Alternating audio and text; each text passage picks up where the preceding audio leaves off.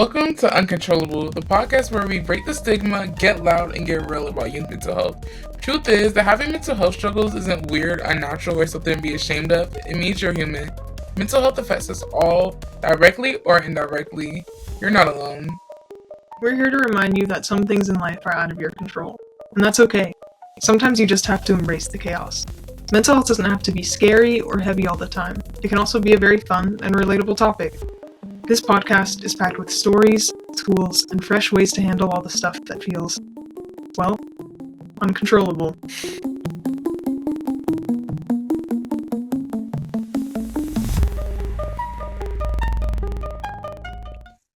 Hi, I'm Madison Mays. And I'm Sophia Lee. Brought to you by Cloudcast Media. Our goal is to eliminate the mystery and myths surrounding youth mental health and to answer your most intriguing questions. So let's have some fun and explore the uncontrollable. Today we're here with Laurie Chapman, a licensed marriage and family therapist who has received extensive training in 6 different evidence-based therapy models. She specializes in everything from EMDR to sports psychology to complex relationships and more. So how are you doing today? I'm good. Thanks for having me, guys. You've received training in a lot of different therapy models. Can you explain some of the therapies that you specialize in, what you do? Yeah, so I've been a therapist I've been licensed for 25 years. And I first started off working in a nonprofit that was very youth focused. So I wrote a lot of the curriculum for adolescent alcohol and drug treatment, adolescent mental health treatment, and got all of my staff trained to be really effective with young people because that's a whole different group of people versus elder adults. And so I specialize in, through that work, I learned a lot and specialize in trauma, addiction, complex mood disorders. I do sports psychology work, and we can talk about that later. Anybody that's also relationship drama and how to deal with that. I do a lot of coaching of young people in terms of how to deal with relationship difficulties and and how to kind of break through those difficulties as well. So that's just kind of it in a nutshell. But I've been trained in a bunch of different models to be effective in those ways, but that gets complicated. So I'll leave it at that for now. Yeah. Okay, so what is EMDR? Okay, so EMDR is one of the models I'm trained in. And the E stands for I, and then the M is movement, D is desensitization, and R is reprocessing. And so it sounds kind of crazy. I, movement, desensitization, and reprocessing. And it was created in the 1980s by a therapist. Her name is Dr. Francine Shapiro. One day she was kind of troubled thinking about something, and she noticed that she was walking, looking at the ground, and her eyes were going back and forth, that the thing she was thinking about started to calm down in her nervous system. So she decided to play with that a little bit with her clients coming in. And she said, while you're thinking about it, I want you to kind of like move your eyes left and right. And she noticed that as she was working with people, that left and right, stimulation of the eyes. So that's the eye movement, how it started, began to help people calm down. And the thing that they were worried about started to like neutralize. And since then, it's evolved. It's very complicated treatment. It sounds very simple, but in essence, if people come to me and they're really stuck in their lives, so there's several different ways EMDR can be applied, and it can be applied to people with depression, anxiety, chronic trauma like childhood trauma, or acute trauma. I've had clients that have come that they were held up at gunpoint and they keep having recurring images of the event and flashbacks, and they can't get through it, and they can't stop thinking about it. I've had people come from the Las Vegas shootings like years ago. I've had people come, that have had car accidents. They can't drive over like Coronado Bridge. They can't get in airplanes. So any area of the life where somebody's stuck, EMDR is appropriate for. And reason why people get stuck is because our bodies naturally have an ability to heal. It always wants to get back to homeostasis. If you eat something bad, your stomach's going to throw it up, if it's really bad, to get things neutralized. When you experience stressful situations, even if you don't do therapy, if you're going about your day, your body can oftentimes get back to a state of normalcy.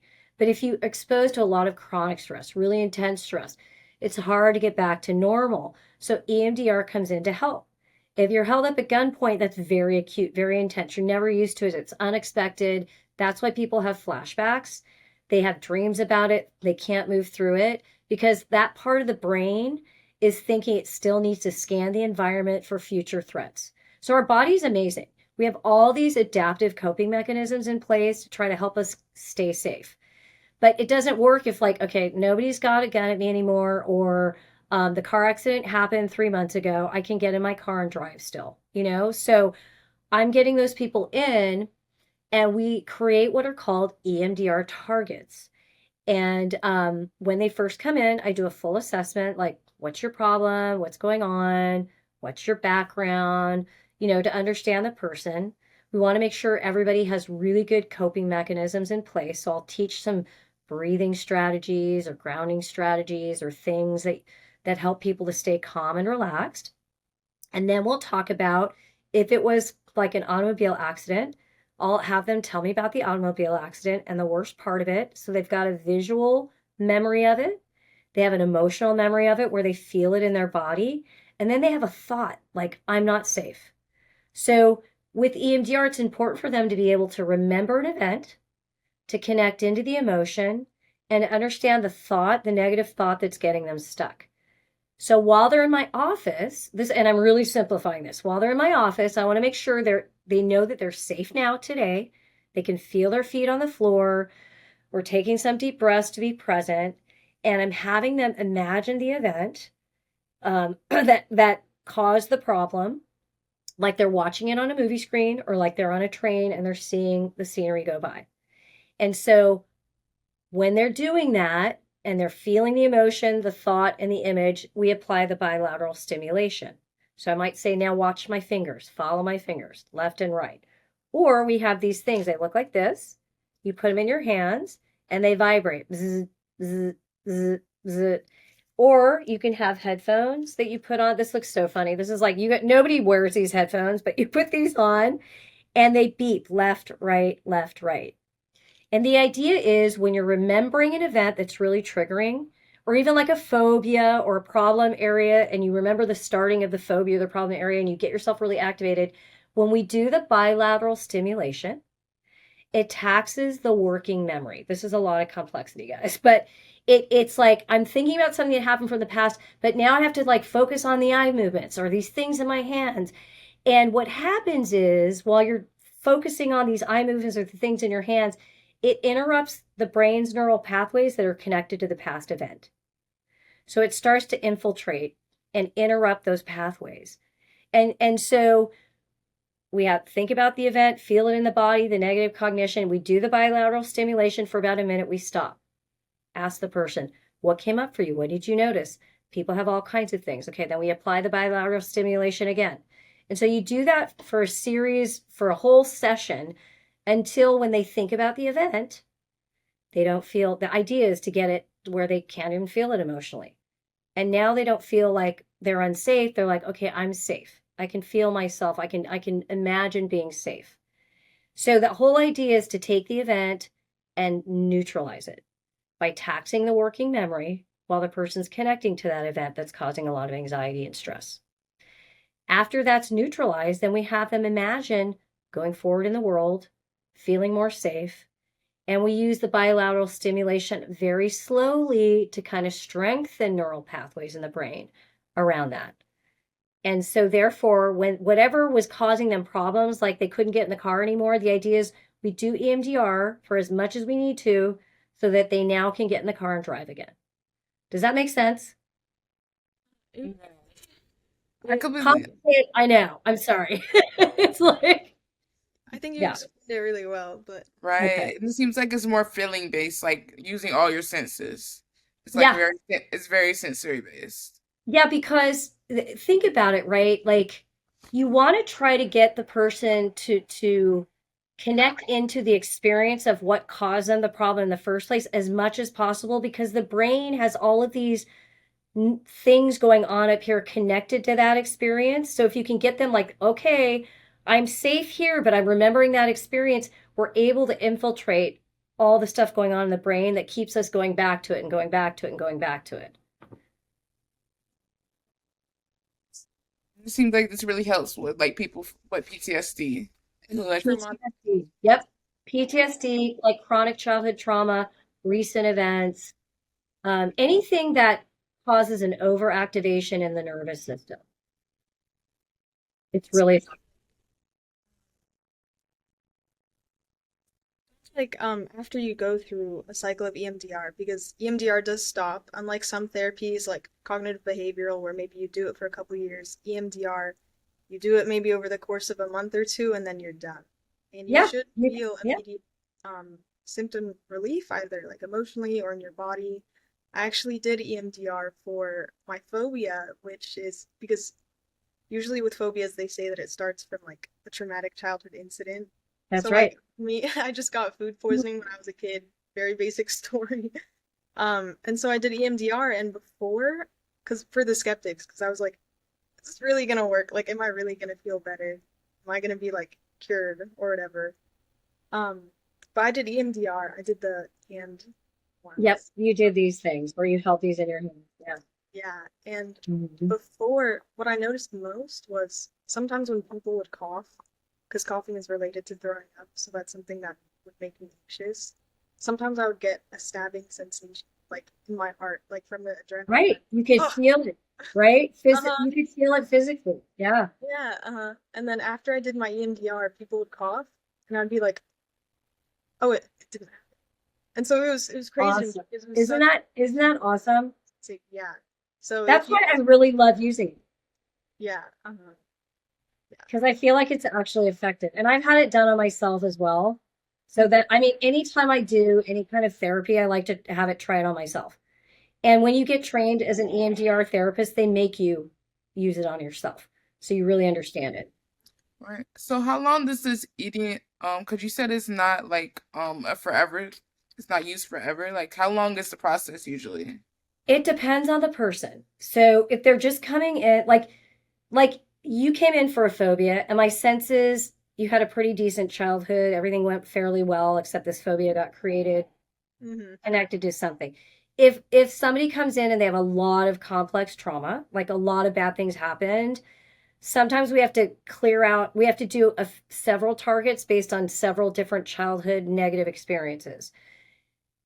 So that could take like an EMDR target itself, like one incident could take 1 to 5 sessions. It depends on the person. Okay. It depends on how safe they are now, how good their environment is now, how well life is going now, as well as how bad it was for them in the past.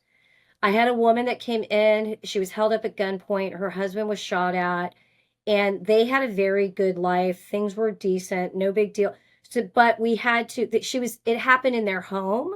So she was constantly triggered, right, by the home environment. So we had to do several different targets around the different aspects of when they first came into the garage. We had to clear that. And then when they first approached her husband, we had to clear that. And when she saw the gun, we had to clear that to have her feel really safe in her environment. Then I've had the one gal who went to the Las Vegas situation. Like we only had to meet each other a couple of sessions. Um, and she had done therapy before, and we got it cleared pretty fast. So it really depends on the person and the situation. And young people, when you come in because you're young, you don't have 50 years of buildup of trauma, you can process it through pretty quickly. And one thing young people can do as well when they get really like stressed in general that we teach people, it's called the butterfly hug. Like when you get stressed in general and you just need to kind of calm your nervous system down and like tell yourself that you're safe, you can do this tapping like this for like 4 minutes and just walk around and breathe and just tell yourself, I'm okay. I'm okay. I'm okay. So we teach people how to use the EMDR strategies even at home on themselves. It's a little bit different than working through a stressful event, but you can do your own stuff at home too to calm yourself. Mhm. That's super cool. So can anybody try that butterfly hug even if they haven't gone through a Yep, professional EMDR cycle?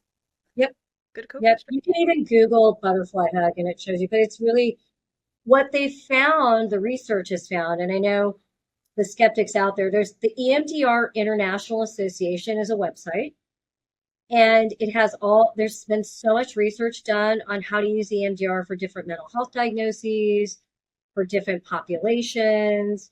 It also will talk about it. It'll mention the butterfly hug and different strategies as well. Yeah, you don't have to have been trained in EMDR to be able to do this for soothing. Okay. And do you think is this one of those things that might not work for everybody? Or do you think most of the time it's going to be successful?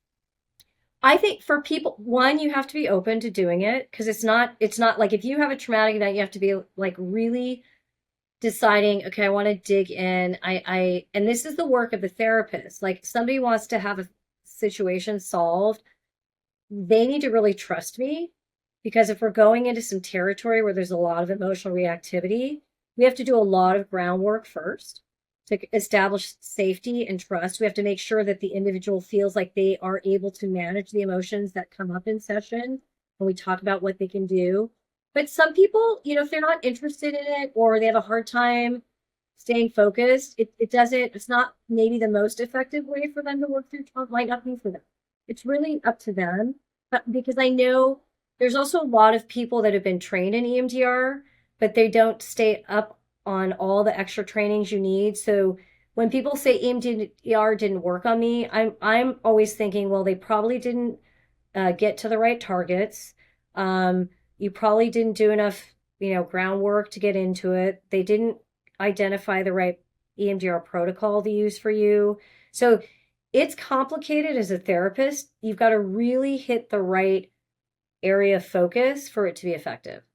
And if you don't, it's going to be a failed experience for someone. And some people don't want to do that. I don't want to hold this and think about something. And so they might want to get hypnosis or do another somatic therapy treatment for healing. But I just believe in it so much. So that's my main go-to. Okay. And it seems like this whole I don't know why I can't say it. Don't worry about it. Nobody can say it. So don't worry about it. EMDR, it seems like this whole process is just about basic, like really understanding the brain, like the brain chemicals. It seems like you know a lot about that too, right? Yeah. Well, if you think about any time you guys get stressed or young people get stressed, we all have these coping mechanisms that come into play. But the automatic coping mechanism this part of the brain is where the stress response system lies. And just if you think about we call it the reptilian brain, like we have an automatic response to protect ourselves. So I don't know if you guys have heard of like the fight, flight, or freeze responses. So, when there's a threat, some people have an innate response to run. Some people freeze. Some people want to fight back, and it's wired into us at birth. We're born with this. And in fact, we're born with lots of emotions in general, but that's what we're born with. And depending on the environment that we're raised in, those response mechanisms either get reinforced or they become dormant. And so EMDR, we know that when any really intense, stressful thing happens, it just overrides our system. So if a gun is coming at us and my thing is to run and I'm successfully running away, the minute I'm calmed down, hopefully my nervous system calms down. I tell myself I'm safe. I move on with my life. But for many people, they're not able to feel that sense of calm for many days. Sometimes they can get through it themselves and tell themselves they're calm. That's the adaptive information processing model, says we can work ourselves through it. But some people, they're constantly scanning the environment, right? It's the nervous system thinking there's a threat, there's a threat, there's a threat, there's a threat. I can't get calm. I can't think about it. I can't sleep. That's when EMDR comes into play to help calm down that threat. Do we talk about you said you're involved in sports psychology too? Yeah. So I was an athlete. Okay. You want to hear more about that? Yeah. Yeah, what sport? Yeah. How'd you get into sports psychology? So I was a runner. I ran at UCLA back in the day. I'm very old, so long time ago. And when I was there, we had there was like gold medalist, sprinter. It was an amazing team. And running is very mental, as you can imagine, because in long distance running, you have to work through a lot of physiological stuff. Right? You gotta oh my God. Just laugh in your head. Oh, totally. And in fact, I really struggle with my coach. So in sports, the key elements to having a successful sports experience is really liking your coach and trusting your coach, not having crazy parents that are all up in your business about the sport, because that gets in the way, right? We know that. Really liking your teammates if you're in a team sport, and then trusting yourself, like really believing in yourself. And so if any of those things go wonky, or also if you have equipment, like you want to make sure you have the right basketball, the right football, the right volleyball, the right shoes for running. And most athletes are pretty superstitious. Like they'll wear the same underwear, the same shoe, they tie their shoe a certain way. Like it's really funny. I mean, but we all are like that. And most athletes that are pretty good have a little bit of like, I don't know, like overthinking tendencies. Some people would say like OCD, like we do things a certain way before we compete. We all do it. And so sports psychology is really about helping an individual like with the mental and emotional aspects of sport. So if clients have come to me, and usually they'll come to me because they've had a failure in a sports experience, and I would call it like a sports trauma. So like one of my sports traumas in college was I dropped out of a race. And in distance, right, you never drop out of a race, right? Like you're labeled all these things. And I went to therapy, but I never really recovered from that. It just like sat there and sat there. And so later on, when I got trained in this, I'm like, gosh, I wish I could have done EMDR on it. And what we do with sports trauma is they'll come into me and we use the EMDR, like I said, to help neutralize the sports trauma. Like think about the worst thing that happened. I dropped out of the race. I felt like a failure. I'm feeling all this anxiety. And then we do the EMDR. Okay, so then that's out of the way. So now I'm not thinking about the failure anymore. But what's really awesome, and you'll see elite athletes do this in sports, is using visualization to imagine yourself performing the sport at your best ability and practicing that visualization. And we call it like a peak performance visualization. So I really will help athletes that are interested in getting a peak performance visualization. We'll work in session to create it, and then you can practice it on your own. And so for like running, one of the things my coach was great at, I didn't even know he did this, is he would tell me, okay, you're going to run like a 450 mile. Okay, 4 minute 50. So that's like, I don't know, 68 seconds a lap. And you know what 68 seconds feels like. So I want you to envision running that mile. So I'd set a timer for 4 minutes and 50 seconds. And I'd imagine myself running and breathing smoothly. And at the time, there was a runner that you guys probably didn't know about, Mary Decker. She was the fastest runner at the time in the Olympics, and I would imagine being her. So I'll help athletes create a peak performance visualization that they practice on their own. It's mental training. So sports psychology is helping athletes learn how to mentally train, so that, because your coach is doing all the physical training. Some really good coaches help you with mental training too. But if you have a coach that's like a yeller and like kind of abusive, like that voice, like I've had athletes come in, I'm like, okay, let's try to get rid of that voice and get you in that zone where you just don't even hear it, because then you embed that voice. I suck, I didn't do that right, or I'm too slow, or whatever. Like we want that out of the way. Yeah. Like really gets in your head. I think Yeah. that's a lot of people need that. Like sports is stress, especially with student athletes. I see Oh my gosh. Especially nowadays.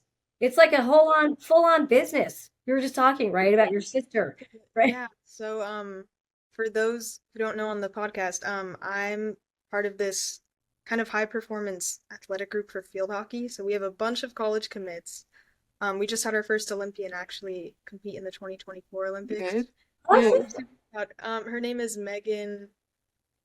I think now her last name is Valzones. Yeah, because she got married. Megan Valzones. She's super cool. She used to come and coach for us, but then she got taken away by the national team. But no, we're so happy for her.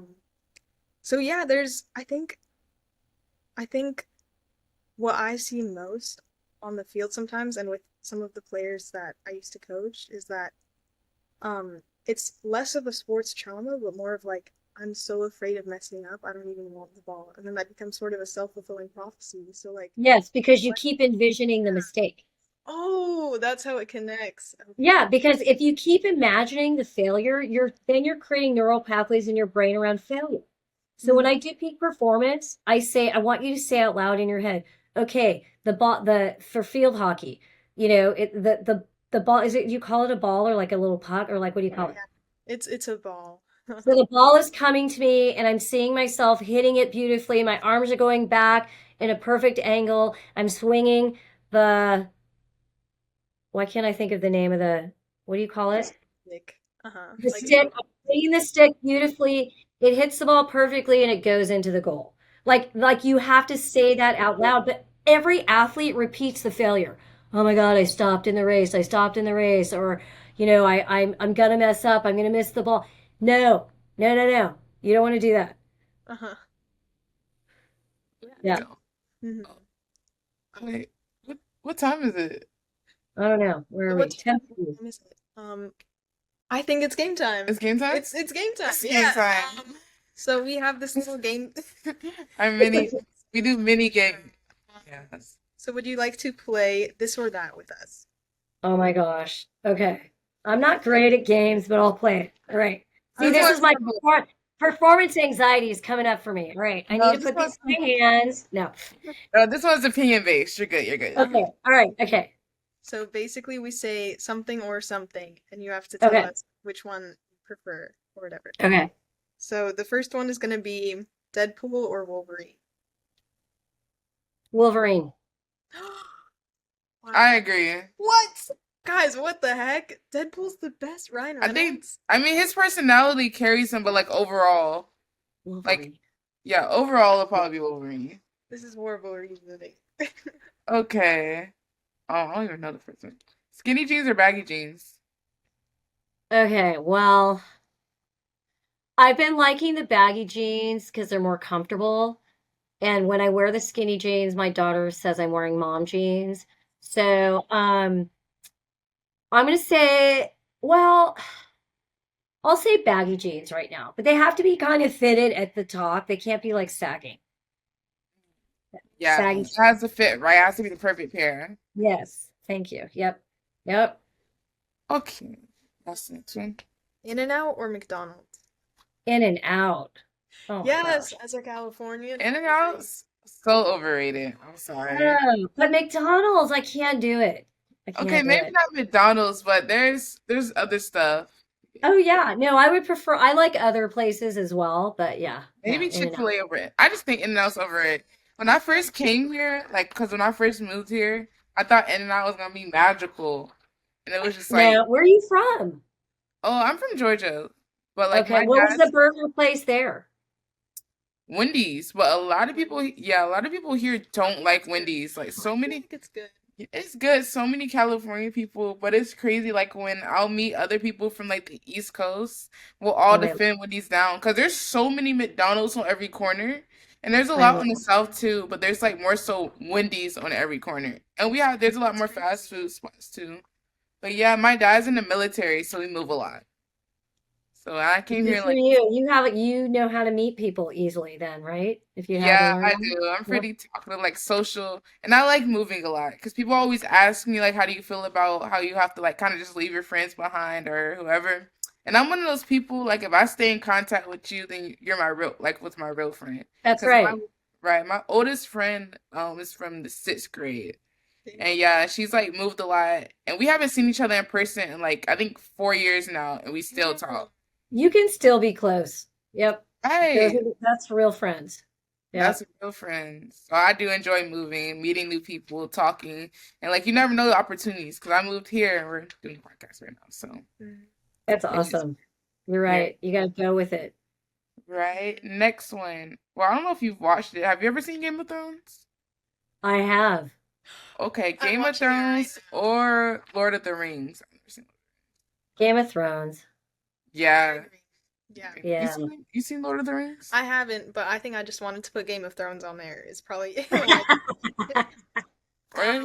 but who's your favorite character on Game of Thrones? Oh, oh gosh. I don't remember the names. I actually, it's not my favorite character, but the short guy. Tyrion? Yes, Tyrion? that's my favorite And guy. he's such a great actor. Oh my gosh. He is. He is a Yeah. good. Yeah, I I like can't think Jon of, Snow. yeah. Yeah, that's my sister's fave. Yeah, let's see. You want to ask the next one? Yes. Let's say Sleeping in or staying up late? Sleeping in. Oh, I have to go with staying up late. Sometimes, okay, this is really bad, but over the summer, like I was going to bed at 5 a.m. every day. no, same. I've been going to bed at like 3 o'clock. Hey, Like what are you guys doing? What do you do? nothing. It's not nothing. We're It's so just true. nothing. It's literally nothing. Because I sleep so because much. I'm like, okay, I'm gonna go. I be trying to set alarms, right? I'd be like, okay, I at least have to be in bed by 1. Oh It, my it, gosh. Do you it- set an alarm at 1 to get yourself to bed at 1 and then you just like you still stay up? oh yeah, we're just there. I'm like literally just I end up scrolling. I'm just like, oh, and then I end up sleeping into like 12. And then my Oh parents, my oh, gosh. they was so mad because they're like, you're going to college soon. You need to fix That's it. what mine said too. Yeah, That's the like my exact parents, argument. they were like, "You're going to college soon. Like, you need to fix that. Like, you can't. You're missing half the That's day." what we say, man. That's it's like I can't even imagine staying up that. I would be such a mess. But you guys are young. But yeah, no, we worry about that. Like get to bed early because how are you going to study when you're in Yeah, college? I know. I Everything's going need to be to. up too. No, and then I had like we did a podcast, and then I had to work after, and I was going off of like I had like 3 brain cells. Yeah, exactly. I had That's like the point of the parents. you're right. Exactly. You gotta listen occasionally. Yeah. Occasionally. Okay, we could do 2 more. Wait, Okay. horror movies or rom-coms? That's a good Rom-com. Well, you know what? No, no. Lately I've been into the horror movie. It depends on the horror movie. Sometimes for whatever reason I like the scariness right before I go to sleep. I have no idea why. It actually helps me to go to sleep sometimes, although last night it did not help me. Rom-coms get like sometimes I want to fast forward. It's like all emotional and I don't feel like feeling all that. But the scary, I'm like, ooh, what's next? You know? I don't know. What's your favorite horror movie? What did I do? Okay, you always I am horrible with names. The last one I saw, I have to look it up on Netflix. Um, I saw one where, okay, this wasn't the last one, but I did like it. It was well done. Where this mom and her son moved into like she had to move and they moved into a house and it had been like all these people were looking at the house before they moved in and somebody had ended up moving into the house and that person was killing people. So they moved Oh, in the house but didn't know that person Black who had Mirror? come before the Or not house. Black Mirror? What the heck is it called? It's not, oh, it might have been one of the Black Mirror, No, but I don't not think so. Black I can't. Mirror or Black. It's like the dude. He has like a mask and a hat, and he's like stealing young boys. No, he wasn't stealing young boy. He was anybody that came into the home. They noticed stuff in the house was being taken, and then they brought people in to feel safe, and then they were killing the people that came in. And finally, like the little boy was onto it, and then it's always at night in a big, huge house where there's lots of noise and sound. And then they were coming after him, and then it happened outside, and then the boy finally killed him, but then the mom was killed. I mean, it was like I don't that. even Those do kind of horror. I don't even like horror movies. Really? I No, love I'm horror. not even. No, I'll get paranoid. I'll start. we're like, yeah. What about the possessions? Like when, No, I Oh, can't I do can do those. I can't do so, those. but I get no, I scared. can't do paranormal or dolls. I cannot. okay, the dolls I can't either. I do like a little paranormal though. I don't know why. Yeah, Can't do that. I Okay, know. last one. Choose her own. Beyonce or Rihanna? Beyonce or Brianna? I'm kind of tired of Rihanna. Beyonce. Sorry, Brianna for me. Yeah, I'm kind of tired of Beyonce right now. Sorry, Beyonce. Oh, No, low key. Yeah, I don't Man, know. water. Like, they gotta stop putting that on Insta. I'm kind of tired of that. Sorry. Of a lot of the new songs, yeah, it's like She Won't Break My Soul. That one, I couldn't stand that one. Like there's a couple songs I couldn't that recently just came out. Maybe because everyone's like overplaying it, It's being overplayed. I think that's why it's bothering me. Yeah. right? And I can't keep hearing it. I'm like, oh, I wish this was. But yes, that's the end of our game segment today. I hope you enjoyed. Yay, I did. Okay, You so we guys can are awesome. thank you. So we can get back. Let me see. So how did you get into your career field, by the way? Like, what's the story behind that? About getting into my career. Right? Like, how did you get into really mental health, all these different types of Okay. therapies? Like, what built you up to really want to? All right. So went to college, was a runner.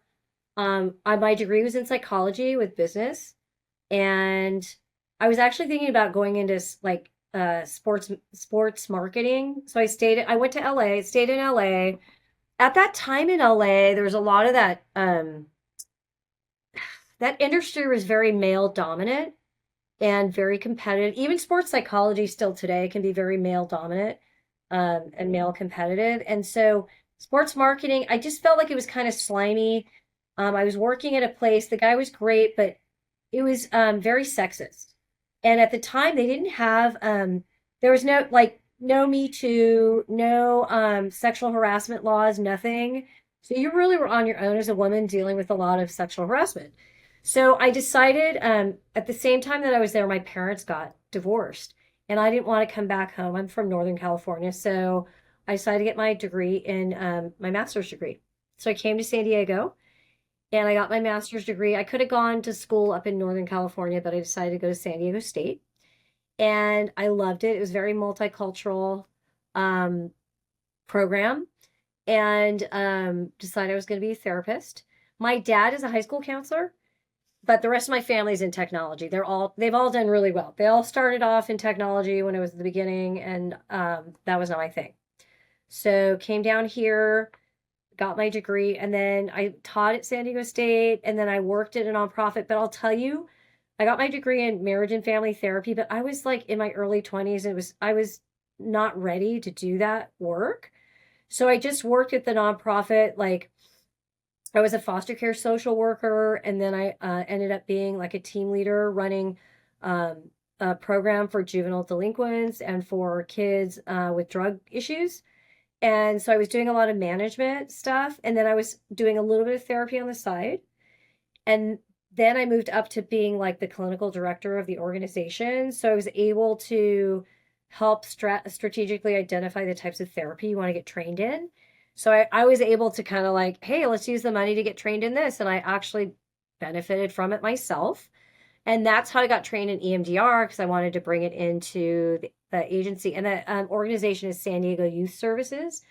So they were all about like youth focused, did a lot of work with helping parents and youth speak up in the system because the mental health system would often be dominated by what doctors said and therapists said, and we really were wanting to empower young people and parents to have a voice. So really enjoyed doing that work. And then I decided I got married late, had my daughter late, that I probably wanted to go back to private practice and not have to grant write and manage a bunch of people. And so I moved into a private practice and started doing therapy in an office setting. That's very nice. It seems like it's really been a great journey then. I bet you met all types of different people, learned a lot. I did. And I think any young person that's interested in it, especially because AI now is like lots of people go to AI to ask questions even about mental health, you know. We're seeing that everywhere. People have made them like their best friends. They totally, even my clients will come in, well, I asked AI about blah, blah, blah. And AI is not bad. I mean, what AI says, you're like, oh, that's actually really good. I don't know. But Less robotic than because sometimes like I've texted some of the helplines before, like to see and test out. And low key, when I text AI, he's like nicer and more human than the helplines because they like go. I feel like I'm like, this is crazy. I don't know. I feel Like like it it's doesn't take scary. as long to respond. I know it's weird. It is weird because you feel like if you keep going back and forth with AI, you feel like you're talking to somebody, right? So what's probably going to happen in the future of psychology, I feel like there's not those helplines are probably going to be replaced by AI. I have this feeling. I think though that the main thing about therapeutic and healing though is AI doesn't have the energy field that humans do. Like there's a need to be connected to another human when you're trying to heal. There's part of healing that's important because some people still just do Zoom. They don't go in and see somebody. So I could see AI be like a fake person talking back to you. Like I can see it evolve into that actually, and you're like, oh, this person's really nice, even though it's a robot. And I think it's going to go that way. But I still tell people, if you get your degree, I mean, we're going to need a lot of people that understand human behavior to also kind of manage what's going to happen in the future, with AI taking over. It's so scary to think about because I be seeing people, everyone's like becoming really reliant on it. I'm like, wow. Yep, For I everything. know. Very I much. know. And then you want, right. And it's crazy to So, think I mean, we've come because I remember like even in school how much we like everyone uses it in school and like even I use it too and I be like I don't know how I would have made it without AI I and know. I'm like dang but like that's really like we're just like really reliant and I wonder what's like the science behind that in the future and like gonna be in the upcoming years like I wonder if people are gonna do studies about how the brain's gonna affect it They 'cause are, yep, you're totally onto it because I was just talking to one of my clients who's an engineer and his wife's an educator, and what are you going to need to learn in school? Like when I had to create, like note cards based on, we had to go into a library and look at books. Like we didn't have anything. Like, can you imagine that? I just sit at a typewriter and type papers. oh my And gosh AI makes that if I screwed up, I had to like use whiteout and go back. I mean, it was like, oh my gosh. So it's making us efficient, right? It can find data that would have taken months or weeks or hours, whatever, to find, right? And you guys probably create study guides using AI, right? Yeah, I mean, it's that part's good, but it's like when it starts to take over the human functions, I wonder if it that's gonna, has like if it can not make us less smarter, but because we become so like dependent on it. Like you know how right? like even kids too, right? So like I work at Foot Locker, right? I work at Foot Locker. So it's simple things I'm noticing, simple shifts. Like full grown 5-year-olds, 6-year-olds and above, like they don't know how to tie their shoes. And a lot of them, like I'll go and talk to my some of my brother's friends and they're 9 and they don't know like simple things that we've learned at 9. Like I learned how to tie my shoes at 2. But it's That's like right. small, but if you pay attention to small shifts in like the world, like even like I heard like the IQ levels or like how little kids are like taking longer to learn stuff. And I was like, if Right. that's the future, like, and I feel like that's moving up with everyone too. Like, Mhm. and I noticed small things about me, right? Like how even when typing, if like how many spelling errors everyone makes on paper. Like if you pay attention Yep. to the notes on our posters in class, right? There's so many mistakes on simple words that nobody talks about. And I'm like, I feel like that's because we have autocorrect everything. Yeah. And it's like Yep. it's small things nobody talks about, the differences. Yeah, I I just know. You're so right. You guys should talk about that because I was having the same conversation with somebody, like what's it going to do? What are we going to need to learn? How's it going to impact our brains? that's Right? what I think about. And I'm just like an over analyzer too. So I be paying attention to everything. Like I be thinking about I don't know, I be thinking about it. I'm just like this tiny things nobody talks about is really impact like something as simple as people of little kids not knowing how to tie their shoes yet.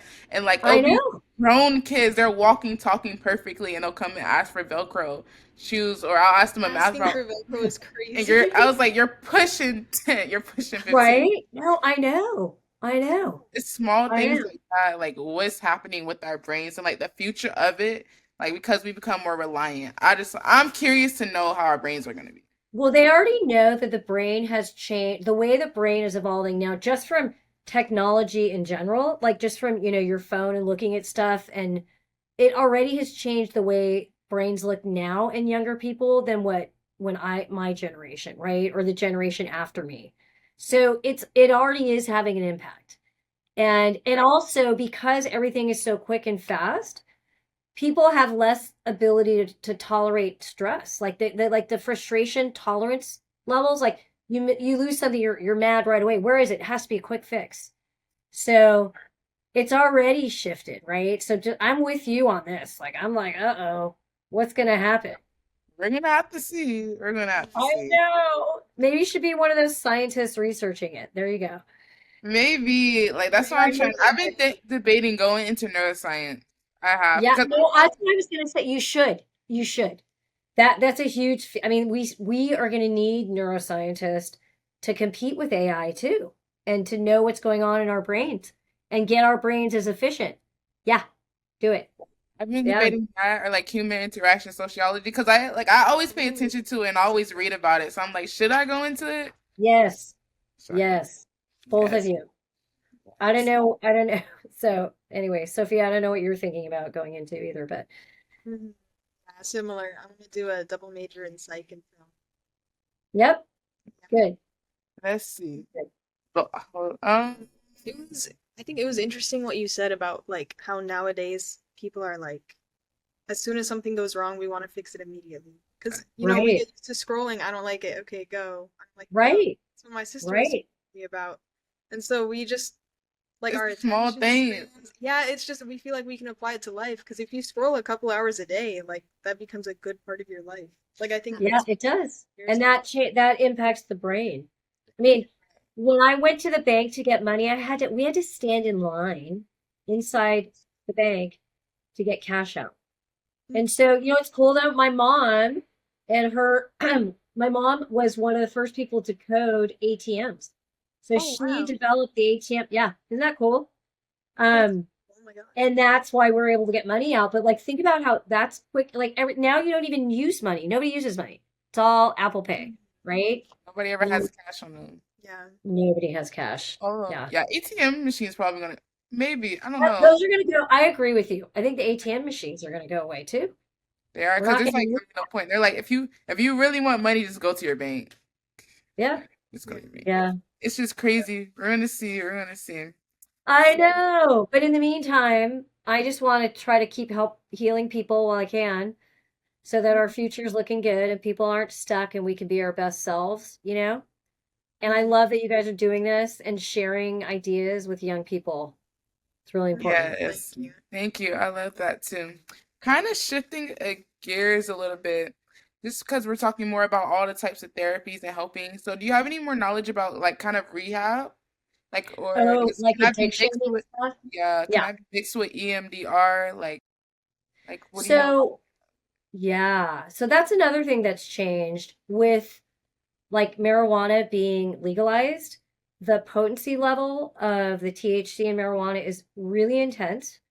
So what we're seeing now, because I've been working in that field for a long time, is a lot of young people that have overused marijuana or mixed it with pills, and they end up with psychosis.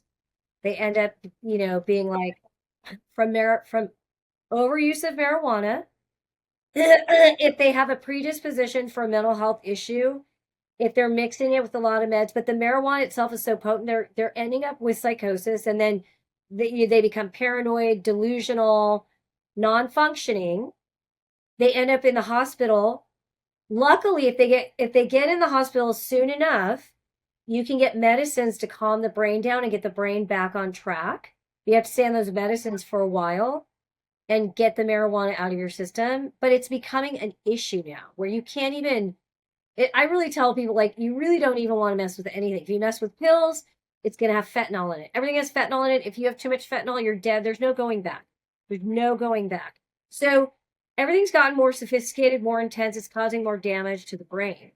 And most people, the way the field works in addiction, if you're really addicted to alcohol, drugs, whatever, the first thing you want to do is go to detox to get off of it. And that's going to a place for about a week where you can't have your drug and they have to give you medicine so your body can handle the withdrawal. If you don't have the drug and your body's become dependent upon it, you need medicine to help your body adjust. There are, yeah, they have specific medicines that they give people for whatever drugs they're coming off of to help ease the withdrawal symptoms. It's dangerous to just stop drinking right away, like because your body's used to the sugar that you get from alcohol. There's all kinds of things that can happen if you immediately stop a substance that can be detrimental to your body and life threatening. So when you go to a detox program, which can be a 3 to 7 day program, they give you medicine, they help you get off the drug. If you have a big addiction, you need to go to a residential program, which is a 30-day program that every county, state has county and state funded programs. So it's not an issue if you don't have money, but there's also very expensive for people that have financial resources programs where you can live in a home or you go into the wilderness where you're hiking and you're like, no cell phone, no nothing. Most of these places, they take the cell phone away for a period of time as well. And during that time, you're doing therapy, maybe you're getting acupuncture, you're doing other types of treatments to clear your mind and body and get you to better understand how you got into the addiction in the first place.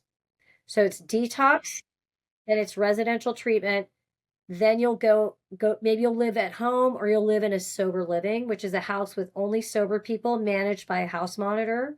If you're a young person, you're probably going to go back to your house, and your family's going to need therapy to make sure they're not doing anything to keep you wanting to use. They're going to have to clean your room out, probably drug test you, and get you into outpatient therapy with a therapist in the community, or a program that does therapy 3 to 5 days a week till you titrate down to like once a week therapy. And really, you're just looking at, how do I emotionally regulate? So when I really want to get high, instead of getting high, I take deep breathing. I write in my journal. I do this tapping. Maybe I go do EMDR to help me not have cravings. I might have medicine that calms my nervous system down. That means going to a psychiatrist who can help understand what my body needs instead of the illegal drugs. So it's like a whole continuum depending on how severe the addiction is. And most people with addiction have some trauma connected to it, like they might start using because of trauma, or while they're high, because their brains aren't thinking clearly, they have trauma. So my experience has been, I'm always doing trauma work with people that have addiction, because most of them have some sort of trauma that either started the addictive process or resulted from being under the influence of drugs.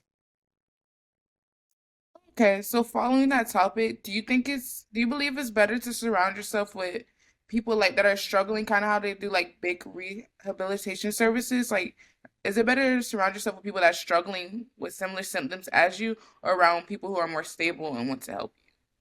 More stable. I mean, you're going to want to be around people that want to lift you up. That's why I always tell you, keep yourself active, like not overactive, but like, if you can get good sleep, not 5 a.m. sleep, if you can get good sleep, if you're eating well, if your home life is decent, if you have good coping mechanisms for calming your nervous system, you can use aromatherapy, you can listen to meditation apps on your phone, and you're around good friends that want to lift you up and keep you positive and excited. So if you play sports, hopefully that's your team, or you have a good group of friends around you. That's who you want to be around with. You know what I mean? If one of your friends falls into addiction, you want to be part of the person that says, hey, come with us. Let's stay away from that. Let's do these other things instead. Let's go have fun doing this or that. Let's not sit in the room and smoke weed. What do you Yeah. think's the effect of like actual, like how in rehab, or like I know rehabilitation services where they have like places where it's just a bunch of people who are struggling kind of Yeah, together. that's what, yes. Yeah. That is, okay, I know what your question you're asking. No, that is important, to feel like you're understood by other people.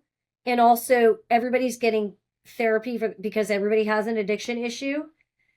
But when you're out of that, it's okay to continue to get support from those people. Like there's the AA model, Alcoholics Anonymous or Narcotics Anonymous. This is in the community, and it's for people if they're feeling like, I want to, go out and get high. Well, I'm going to call my sponsor, who's going to tell me, hey, I've been there too. This is what I did to get out of it. And they're going to feel like a sense of community that is going to help them say, hey, we've been there. You don't need to do that either.